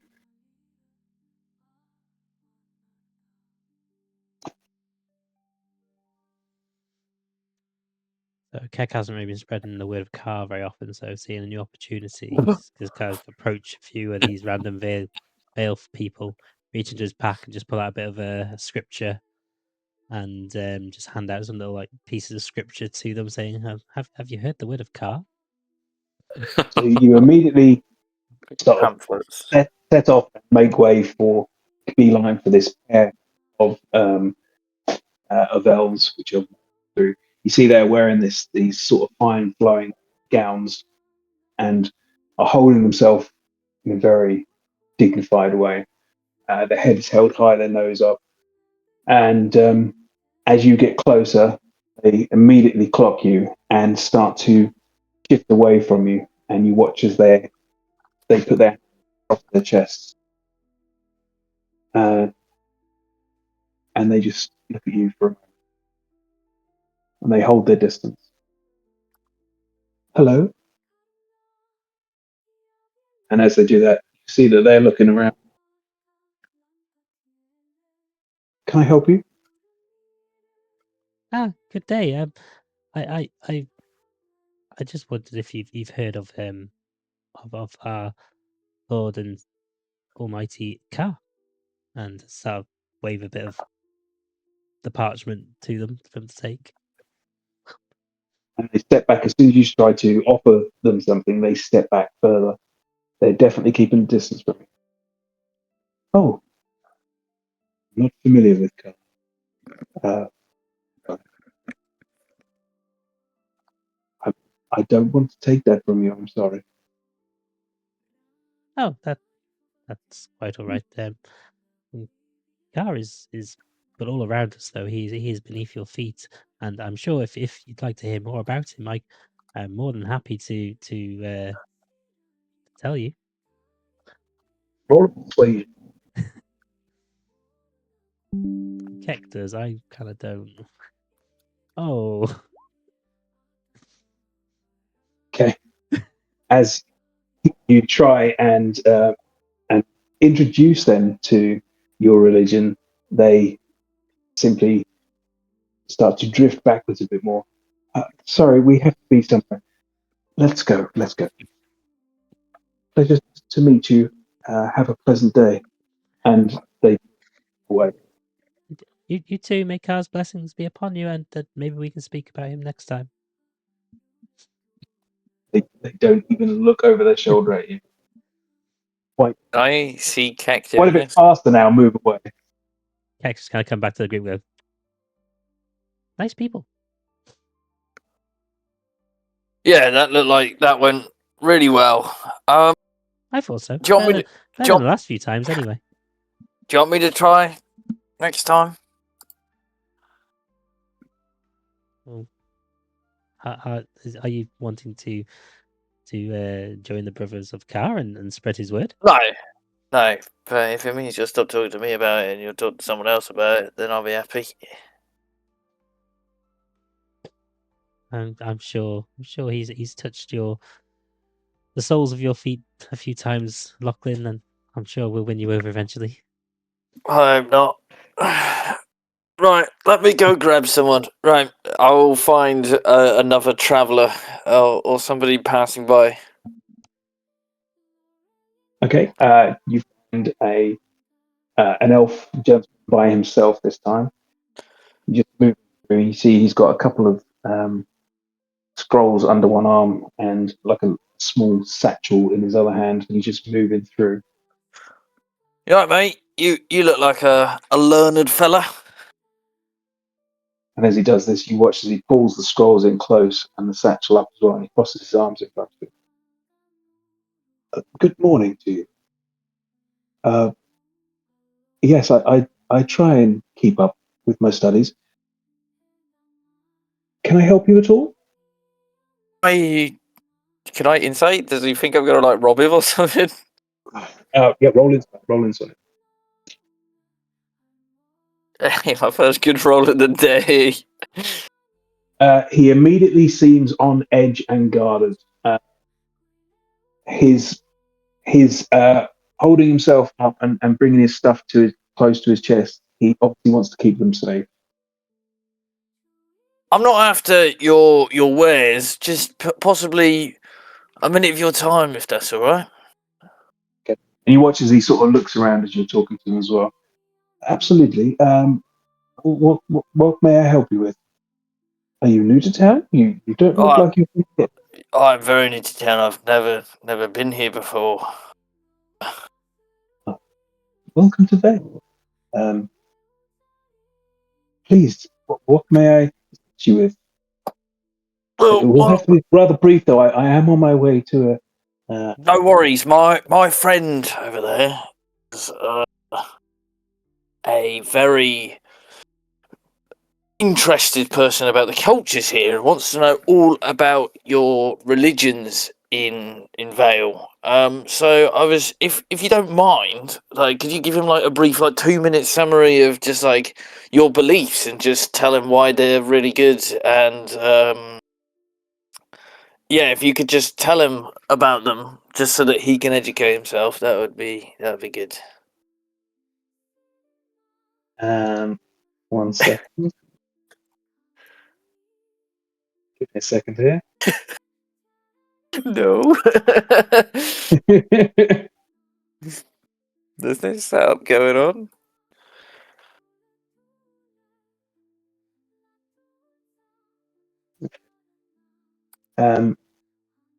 And he.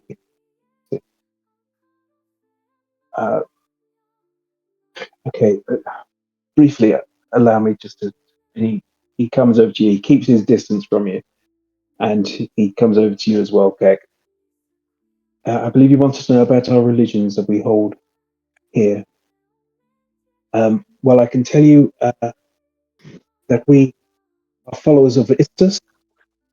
Dorso Arabus has a small following, but it is largely Istus here, which is the god of fate. I don't know if you're familiar at all. God of what? Sorry, Fate. Fate. Um, Fate. Okay. I can't say I am, but are you familiar with the Lord Ka? Not sure I'm familiar with Ka, no. Oh, Ka is all around us. He's beneath our feet. He is one with the earth. He is the giver of life and the bed in which we lay our head in our final moments. Oh, well, how wonderful. Would I you like must say, I'm not familiar. I'm not familiar. would you like a pamphlet? Oh, roll persuasion for me. It's free. There's no string attached on. There's no strings attached. It's completely free for you to take and have a read. Thank you. It's very kind of you. I would like to just remain with this just right now. Thank you for your interest in telling me about your god. But by all means, enjoy our city. I'm sure we have wonderful things here for you to buy. There's lots of things for you to buy. Please have a look around and spend. Enjoy your time. Thank you. And he starts to move back. Another lovely fellow. He turns and he leaves. No luck with the pamphlet though.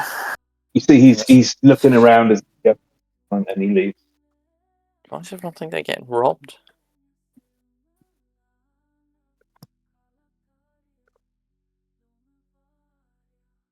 They appear rather shady and poor to them. They all seem exquisitely dressed, and everything about the city screams wealth and splendor.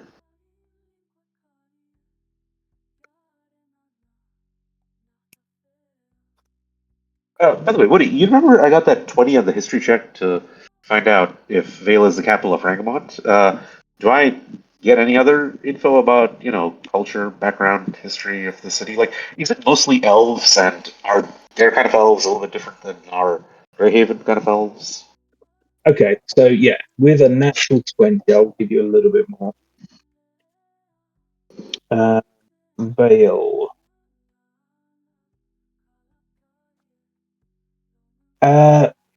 What you've heard about Vale. For a start, yes, they are a little bit different to the elves which you would know in Greyhaven. These are a little bit more different in their approach to things. Vale was quite a large town hundreds of years ago, before the Great Purge. But in the time of the dragons, a large red dragon by the name of Nargoli took residence in the Overvale Peaks. Over the time, the dragon stole and wrecked and took everything he could from the people of Rangamont and surrounding areas, hoarding his riches. But since the Great Purge, the townsfolk and their partially destroyed city of Vale reclaimed the lair of the now removed dragon, took back their stolen loot, and in fact turned that dragon's lair into a point of interest itself. The town used the money that they took from the dragon and rebuilt Vale anew, and they built it better than ever before.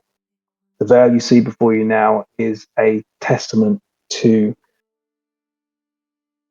the oppression which they had under the dragon, still feeding into their lives and their very soul in the city. But they spent everything they had in putting this city up. They dressed themselves in golds and silks.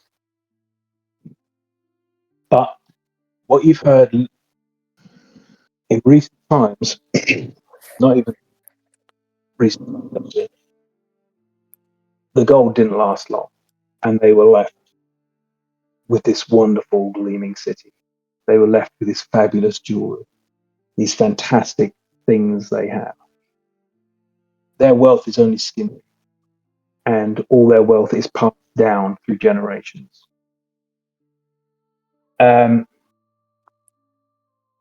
You've heard that they are a town who lacks much of an economy. What they do have is they do have an ability to produce very fine clothing. They have a wonderful variety of very strange and exotic beasts in the local area, which they use. They capture, sell on, trinkets and trophies from bodies of these beasts for sale. They are very good alchemists who are able to make all sorts of potions that most people have never even heard of.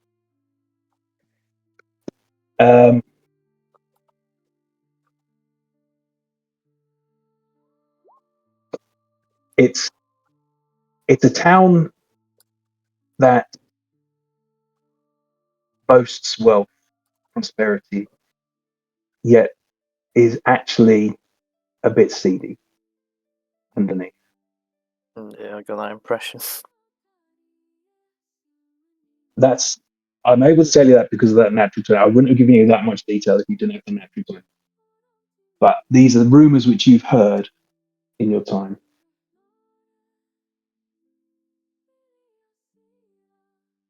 I was wondering in terms of cultural outlook, you know how the dwarves of Herdogus, right? They were much more kind of insular, wealth focused than the dwarves we have in Greyhaven. Likewise, I was wondering if these elves come across a certain way to us. They put themselves forward as being very uppity and very prim and proper. Uh-huh. So kind of like wealthy layabouts is fine. Yeah. You know from what you've heard in your rumors that it's not all what it seems. And city is actually quite rough under the surface. So everything is put on. It's all for Right. I guess they needed. Grid Hobart gave them money to kind of, I guess, keep up their lifestyle. Is that right? you don't really know much about that. Oh, right, because we didn't. Okay, I thought that was in the conversation, but we weren't there, so who knows? Yeah. Okay, thanks. That was a lot of detail. Love it. That's a natural 20 for you. But on that note, we should probably call it there because it's actually 10 past midnight already. So. Well, something's gonna go wrong with these bloody dwarves. I can smell it. I'm just trying to. What makes you think that? I hear Woody talking Oh, Woody, about could you natural 20. clarify I don't the- see it. Oh, that was a while Well- back when I was trying to figure out the location of Vale and Rangbot. But I'll write that Woody, one. could you clarify the name of the goddess of fate again? Istus was. Hang on, I've closed the page down. One second.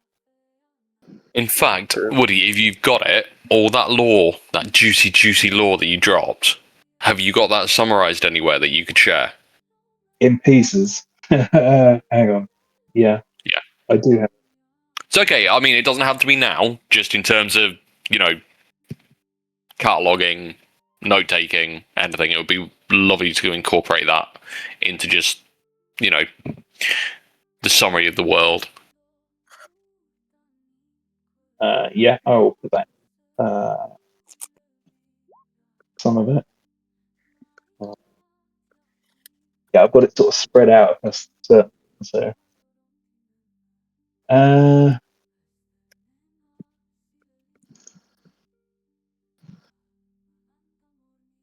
yeah, rest.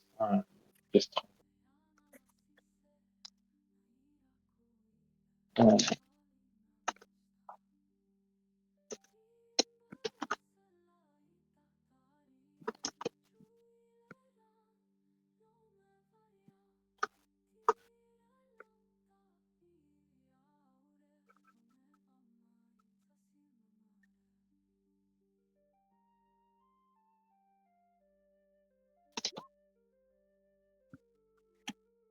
Great. Anyway,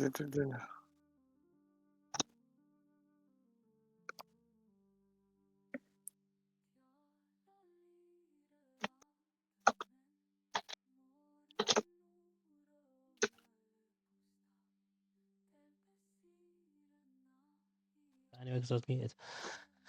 Obviously, I've got the transcript going, so I've got everything that was said, mostly word for word. If you want to dig it from there as well, I can obviously share that. Nice. Lovely. I'll kill the path. Oh.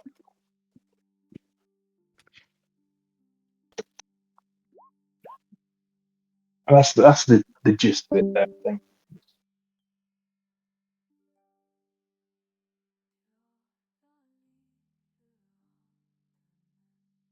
But yeah, this is the new way of Yeah, I'm excited. How are we looking for next week? Well, someone's at least getting married.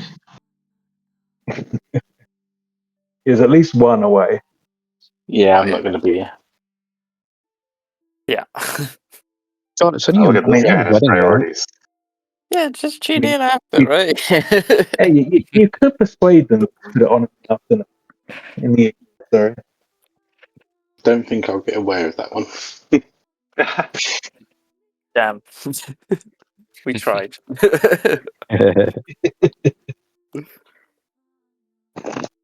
Right. His last week's still play on. I Yeah, think he I'm can't good stop next us week. pulling the cards if he's not here, so it's perfect time. Bring on Keckle to switch his alignment I think it's Romok and Keck who are going to pull from it, isn't it? Heck will start jamming those pamphlets down people's throats, forcing religion along people, branding them as well. Kid of car, yeah, me neither. He's shit.